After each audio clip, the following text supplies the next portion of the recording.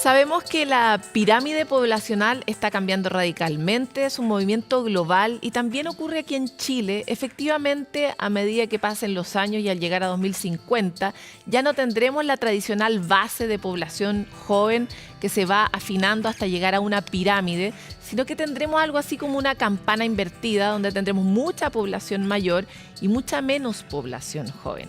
Esto con una perspectiva que nos puede llevar en general a los 100 años a prácticamente todos los que estamos hoy día vivos, y por lo mismo los desafíos que supone cómo vamos a vivir el último pedazo de nuestra vida son de hecho palabras mayores. Ese es el título del nuevo libro de Jimena Bogavir, periodista y actualmente vicepresidenta de Travesía 100, una empresa que busca justamente ayudar, colaborar en esa transformación social que necesitamos para poder adaptarnos a esta nueva realidad poblacional, que todos puedan tener una acogida y un proyecto, y que ese proyecto sea bueno para todos también. Por eso estamos hoy día con Jimena. Muchas gracias por estar aquí en Sanamente. Encantada de estar aquí conversando contigo. Jimena, quería plantear, hoy día hemos tenido conversaciones previamente que tienen que ver justamente con cómo se llega al último tercio, podríamos decir, de nuestra vida, con un sentido de propósito, con ciertos lazos, con salud, cómo son personas distintas de acuerdo a las edades que llegan a ese momento. Sin embargo, hoy quisiera hacer un foco específico en el desafío enorme que supone para la sociedad generar transformaciones en el ámbito del trabajo. Y me llamó mucho la atención en una conversación que tuvimos antes, que tú me comentabas que habían datos que indicaban que muchas empresas no estaban contratando personas ni siquiera de 50 años y más, o sea, ni siquiera después de los 60, sino después de los 50. Entonces quisiera ver cómo ustedes están identificando ese problema, qué tamaño tiene ese problema y qué posibles soluciones podría haber. Bueno, me encanta que pongamos ese tema sobre el tapete, porque el envejecimiento de la población que tú acabas, el cambio demográfico que tú acabas de mencionar, trae un montón de desafíos a la familia, a la ciudad, a la medicina, pero uno del cual nadie se atreve a hablar mucho es del tema del trabajo. Y como Travesía 100 somos una organización formada mayoritaria, pero muy mayoritariamente por personas mayores de 60, de hecho el mayor segmento es entre 60 y 70, la percepción que tenemos nosotros del tema es totalmente distinta a lo que la sociedad tiene. ¿Qué percepción tiene la sociedad? La percepción de la sociedad es que lo único que uno quiere es que te manden a descansar, como si descansar en sí fuera un placer. Y resulta que ese momento en que te dicen ahora, de un paso al costado, ese es como el dicho, ¿eh? Es hora de dejar pasar a las nuevas generaciones. Y tú dices, yo feliz dejo pasar, al paso al costado, pero es que de ahí me caigo un abismo. El abismo del sinsentido, el abismo de quedar invisibilizado, que toda esa gente que antes quería hablar conmigo porque yo tenía un cargo de no sé qué, ya no me contesta en el teléfono. Es muy brutal. Y además, porque hoy día existe evidencia científica que cuando la persona deja de trabajar, lo más probable es que tienda a quedarse más en casa, por lo tanto no hace ejercicio. 2, deja de relacionarse y tu vida se empieza a achicar, por lo tanto ahí también se empobrece económicamente, para qué decir, ¿cierto?, la necesidad que tienes tú de complementar la pensión, y así en todos tus planos, dejas de aprender y te sientes que la micro está partiendo y tú te estás quedando afuera y no entendiendo hacia dónde va.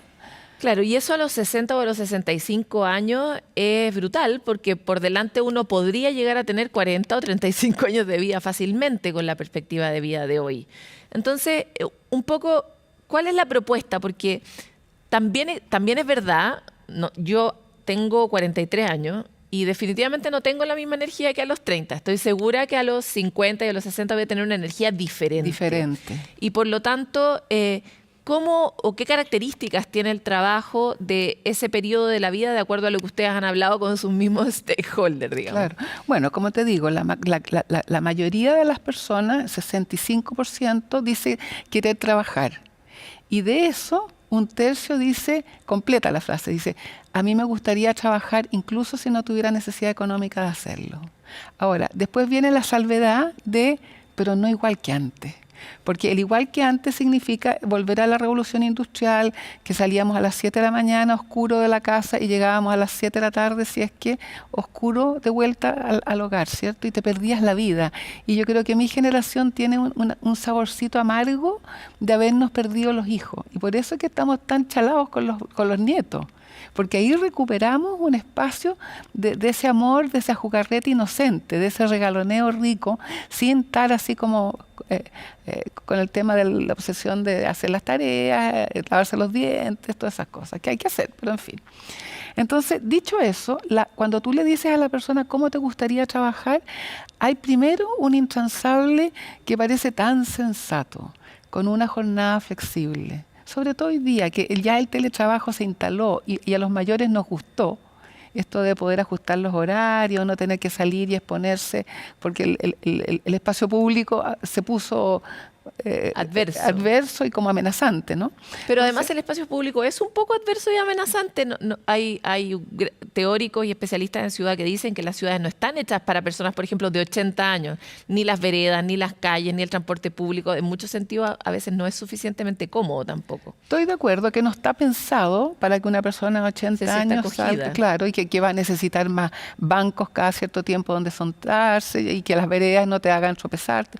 Yo estoy de acuerdo con eso, pero me refería incluso con una sensación que se nos ha instalado a los chilenos, de riesgo. Yo creo magnificado, ¿no es cierto?, por los medios de comunicación, y lo digo también de aquí con respeto, de que todo el mundo externo es amenazante. Y esa persona que tú no conoces puede ser un potencial agresor y no un posible colaborador. Y no sé, yo la verdad es que no tengo esa experiencia. Creo que la gente en general en la vida pública es amorosa, te cuida. Y claro, hay casos, pero la temperatura que existe sobre la inseguridad es de mucho más riesgo, ¿cierto? Entonces, eso también yo creo que como sociedad tenemos que volver a mirarlo y sentir el espacio público como un lugar de encuentro entre generaciones, para ahí volver a nuestro tema. Entonces, volviendo, el tema de la flexibilidad es clave. ¿Y por qué? Porque a diferencia de un joven que posiblemente está dedicado a estudiar en el colegio, después en educación superior, si es que es afortunado, la persona mayor no. La persona mayor se comprometió con ir a buscar niños al colegio, o está haciendo un pololito en alguna parte, o simplemente está cumpliendo su sueño de a lo mejor haber cantado en un coro. Es decir, tú necesitas un cierto control de tu agenda, de tu libertad. Entonces, ahí hay una primera cosa que es un tremendo desafío a la hora de tratar de juntar la demanda de trabajo de parte de las personas mayores con la oferta existente. Pero es más posible ahora que se ha instalado la conversación sobre la razonabilidad del trabajo también en las otras generaciones. O sea, antes era impresentable decir una cosa así, pero hoy yo también quiero ver a mis hijos crecer. Es que, ¿sabes qué? A mí me fascina cómo esta especie de petitorio de las personas mayores le hacen sentido a todas las generaciones. Porque después el segundo que yo voy a mencionar es el aprendizaje continuo. Lo que yo estudié hace 70 años, obviamente no me sirve para el mundo de hoy, pero eso le pasa a todas las generaciones. O sea, tenemos que hacernos la idea de que aquello que estudiamos en la primera etapa no es suficiente para mantenernos siendo parte del mundo. Sí, lo que yo estudié tampoco sirve para el mundo en el que estoy hoy. Por eso te digo, eso es totalmente es una condición de la evolución de la sociedad hoy, ¿no? Otra cosa que es tan importante para las personas mayores, y que estoy diciendo lo que expresan, ¿no? Es el tema de no quiero hacer algo que me dañe, porque a esta etapa tú quieres cuidarte, porque ya empiezas a sentir que las caderas no sé qué, entonces no puedes estar siempre de pie. Igual. No responde igual. Y lo lindo es que la gente, a pesar de tener esos achaques, dice, no, yo estoy bien, y reconoce un muy buen estado de salud, sorprendentemente mayor que en años anteriores. Pero aquellas cosas que yo sé que tengo un cierto achaque o debilidad o fragilidad, me la quiero cuidar. Entonces, por ejemplo, no voy a querer trabajar en un ambiente donde hay polvo o donde hay mala iluminación. ¿Para qué decir si tengo que acarrear cosas pesadas? Es decir, son cosas tan sensatas, ¿no?, que no parecen como una frivolidad. Ahora, Cuéntame un poco sobre cómo se puede avanzar en estas soluciones y qué hace en particular Travesía 100 para acortar los mundos, porque el tema que tú me habías comentado en una conversación previa sobre esta tendencia de las empresas de no contratar personas mayores de 50 es escandaloso. Y entonces, ¿cómo uno invita a las empresas a esta conversación? ¿Qué le ofrece? Porque esta cuestión esto no puede ser una iniciativa caritativa de las empresas, tiene que ser una iniciativa que tenga un afán productivo, ¿no? Entonces, avancemos sobre ese espacio. ¿Qué conversación se abre en esos lugares?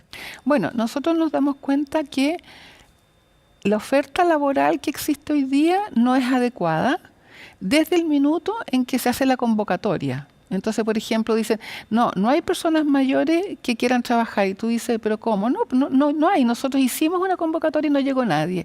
¿Cómo lo hiciste? En LinkedIn o a través de las plataformas de empleo. Y las personas mayores no tenemos ese chip de buscar empleo de esa manera, sino que imprimíamos copias del currículum y lo llevábamos a los conocidos y así era. Y vámonos tomando cafecito con la gente amiga para que te fueran conectando. Entonces, hay muchas cosas que hoy día son distintas y que tenemos que analizarlas. ¿Por qué? Y esto es lo que en Travesía 100, esta es nuestra prédica hacia las empresas, porque lo hemos escuchado también de gente de altos cargos de recursos humanos que me dicen, estoy chato con los millennials porque se me van los contratos, los capacito y se van. En cambio, aludiendo a lo que nosotros decimos de los mayores, con los mayores yo hago familia. Son mucho más comprometidos, son mucho más responsables, están con la camiseta puesta en las buenas y en las malas, valoran su trabajo. Entonces, hay tantas ventajas y aquí lo que nosotros no estamos de ninguna manera en afán de competir con los jóvenes, ¿no? Por supuesto que no lo haríamos. Pero lo que sí es decir, trabajemos juntos.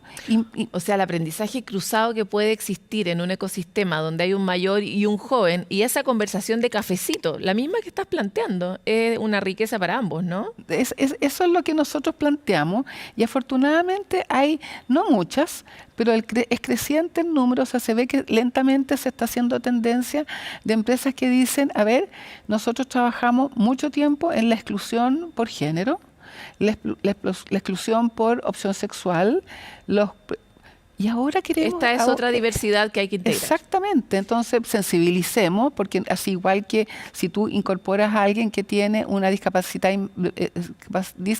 mental, también el resto del grupo tiene que entender de qué se trata y qué hacer y cómo gestionarlo bien, ¿no? Para que sea una buena experiencia.